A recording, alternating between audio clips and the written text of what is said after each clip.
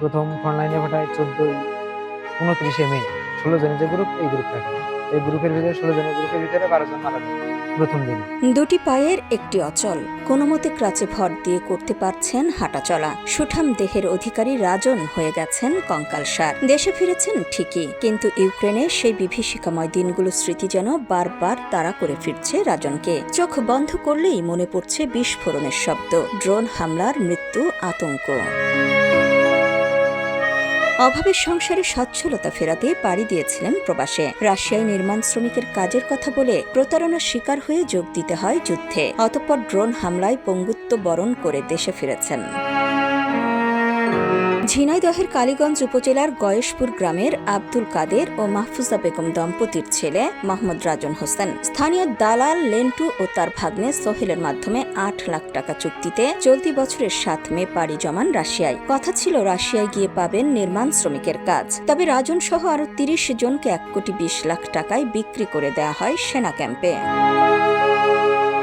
এরপর প্রতারিত হয়ে যোগ দিতে হয় রাশিয়া ইউক্রেন যুদ্ধে। যুদ্ধের প্রথম দিনেই ড্রোন হামলার শিকার হয়ে কোমরের নিচ থেকে শক্তি হারিয়ে ফেলেন রাজন। 4 দিন ধরে 4 কিলোমিটার পথ বুকে ভর দিয়ে রাশিয়ায় নিয়ন্ত্রণাধীন ইউক্রেনের হাসপাতালে আশ্রয় নেন। পরে রাশিয়ার এক চিকিৎসকের সহায়তায় বাংলাদেশ দূতাবাসের মাধ্যমে গত 23 আগস্ট দেশে ফেরেন।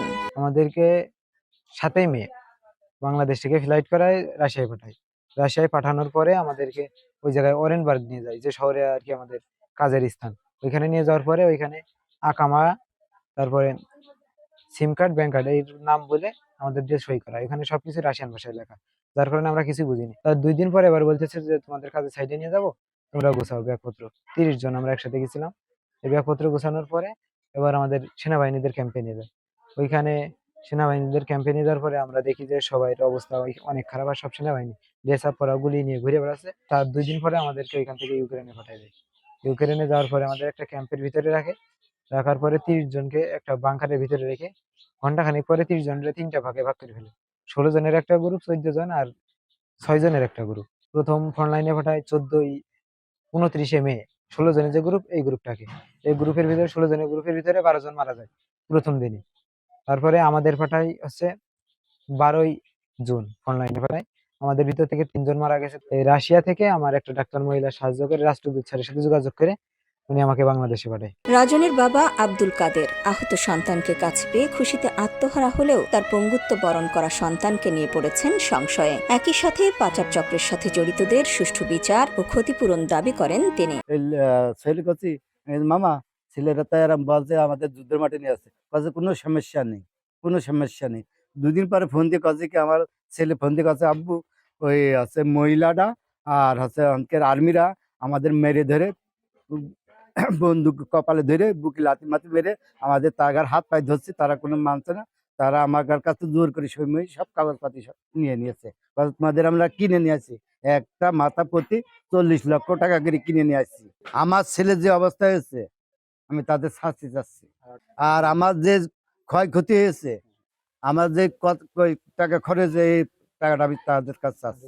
এদিকে দালাল আবু তাহেল লেন্টু বলেন, এ ঘটনায় তার কোনো প্রকার সংশ্লিষ্টতা নেই। তাদের মাধ্যমে বৈধভাবেই বিদেশ গিয়েছিল রাজন। না, আমি এই সমস্যার জন্য আমি নির্দিষ্টভাবে কোনো দায়ী না। বাংলাদেশ সরকার মানে মন্ত্রণালয় সবকিছু এগুলো নিয়ন্ত্রণ করবে।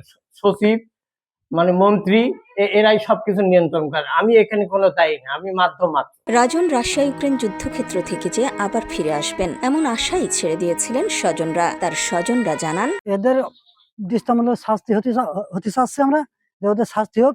আর এই প্রতারণা কেন করলে? আমার ভাগ্নে ওই দেশে বেঁচে দিয়েছে, 40 লক্ষ টাকায় বেঁচে দিয়েছে। এখন আমরা চাচ্ছি যে আছেন এই দালালের শাস্তি হওয়া উচিত। এখন আমরা চাচ্ছি, রাজন তো পঙ্গু হয়ে গেছে, তো সারা জীবন তো কিছু করে খাওয়ার মতো নেই।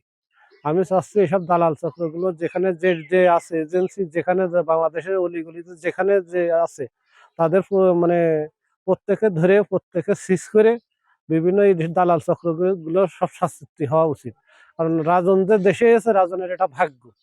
কারণ এই 30 জন 30 ছেলে একসাথে গেছে, 30টা ছেলে, শুধু 30টা ছেলে না, এদের প্রত্যেকের কিন্তু এক একটা করে ফ্যামিলি আছে। মৃত্যুর মিছিল পেরিয়ে দেশে ফিরেছেন রাজন, কিন্তু যুদ্ধের ক্ষত বয়ে বেড়াতে হবে সারা জীবন। সচ্ছল জীবনের আশায় বিদেশে গিয়ে প্রতারণার শিকার হয়ে হারিয়েছেন স্বাভাবিকভাবে হাঁটার সক্ষমতা। এখন একটাই চাওয়া, রাজনের এই দুর্ভোগের দায়ীদের বিচার হোক, আর নতুন করে যেন কোনো পরিবারকে এমন দুঃসহ অপেক্ষার প্রহর গুনতে না হয়। নিউজ ডেস্ক, সোনালী নিউজ।